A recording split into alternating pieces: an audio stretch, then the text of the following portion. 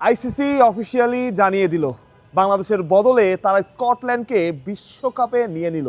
অর্থাৎ বাংলাদেশের বিশ্বকাপ স্বপ্ন এখন অফিসিয়ালি শেষ। স্কটল্যান্ড বাংলাদেশের জায়গায় বিশ্বকাপ খেলবে।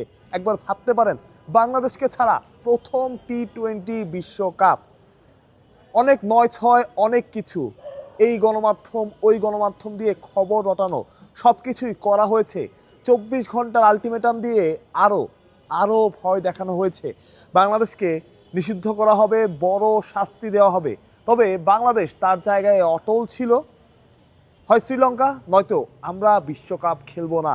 অবশেষে তারা ঘোষণা দিয়ে দিল যে বাংলাদেশের জায়গায় স্কটল্যান্ড, অর্থাৎ স্কটল্যান্ড বিশ্বকাপে বাংলাদেশকে রিপ্লেস করছে। যে দলটা বিশ্বকাপে কোয়ালিফাই করতে পারেনি, এখন বল পাকিস্তানের কোর্টে। পাকিস্তান বারবার বলেছে অফিসিয়াল ঘোষণা আসলেই তারা আনুষ্ঠানিক সিদ্ধান্ত জানাবে। পাকিস্তানি গণমাধ্যমের আগে বলেছিল পাকিস্তান বিশ্বকাপটা বয়কট করতে পারে বা এমন সিদ্ধান্ত নিতে পারে যেটা সবাইকে অবাক করে দেবে। তবে এবার পাকিস্তানি গণমাধ্যম না, পাকিস্তানের president, PCB president Mohsin Naqvi যেটা বলেছেন, তাদের প্ল্যান ABCD সব কিছু রেডি। সরকার যদি বলে তারা বিশ্বকাপ খেলবে না। বাংলাদেশের সাথে অন্যায় হয়েছে, এক একজনের সাথে এক এক নিয়ম করা যায় না।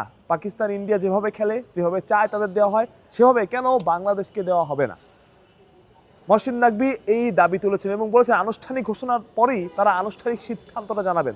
এবার বল পাকিস্তানের কোর্টে।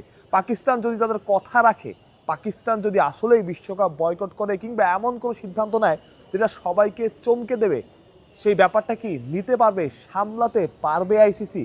পাকিস্তানকে ছাড়া কি আদতে আসলে বিশ্বকাপ আয়োজন করা সম্ভব? বাংলাদেশকে ছাড়া একটা বিশ্বকাপ হবে যেখানে অযৌক্তিকভাবেই আসলে বাংলাদেশকে বাদ দেওয়া হয়েছে বা বাংলাদেশকে সরিয়ে দেওয়া হয়েছে। সবার দাবি মানা হয়েছে, ইন্ডিয়া, পাকিস্তান, কিন্তু বাংলাদেশের বেলাতেই 9-6। মুস্তাফিজুর রহমানকে বাদ দেওয়ার পর বাংলাদেশ তাদের সিকিউরিটি কনসার্নের কথা জানায়, তবে আইসিসি কোনো কথা শোনেনি। ভারতেই খেলতে হবে মানে ভারতেই খেলতে হবে, তবে সেটা মেনে নেয়নি বাংলাদেশও। তবে শুরু থেকেই পাকিস্তান বাংলাদেশের পক্ষে ছিল এবং আজ মহসিন নাকভি জানিয়ে দিয়েছেন আনুষ্ঠানিক সিদ্ধান্তের পর তারা আনুষ্ঠানিকভাবে তাদের সিদ্ধান্তটা জানাবে এবং পাকিস্তান বিশ্বকাপ বয়কট করতে পারে যদি তাদের সরকার চায়। সরকারের উপরে আইসিসি না, এটাও মহসিন নাকভি বলেছেন। অর্থাৎ সিদ্ধান্ত রেডি, এখন বল পাকিস্তানের কোর্টে।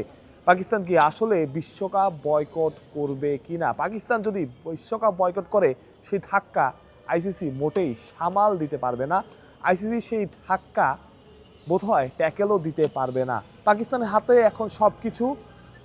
বাংলাদেশকে বিশ্বকাপ থেকে সরিয়ে দেওয়া, স্কটল্যান্ডকে অন্তর্ভুক্ত করা। পাকিস্তানের প্রেসিডেন্ট যেটা বলেছেন পাকিস্তান ক্রিকেট বোর্ডের, যে আপনারা 22তম দল খেলান, আমরা খেলবো না যদি আমাদের সরকার বলে। পাকিস্তানি সরকার এখন কি সিদ্ধান্ত নেয় সেটাই দেখার বিষয়। তবে সবশেষ খবর যেটা, বাংলাদেশ অফিসিয়ালি এই বিশ্বকাপ থেকে বাইরে এবং তার বদলে স্কটল্যান্ড ইন করলো, যেটা বাংলাদেশি ভক্তদের জন্য মোটেই সুখের খবর না। অনেক ধমকি দেওয়া হয়েছে, অনেকভাবে বোঝানোর চেষ্টা করা হয়েছে, তবে বাংলাদেশ তাদের জায়গায় অটল অটুট ছিল। মাহফুজ প্রত্যয়, বিডি ক্রিক টাইম।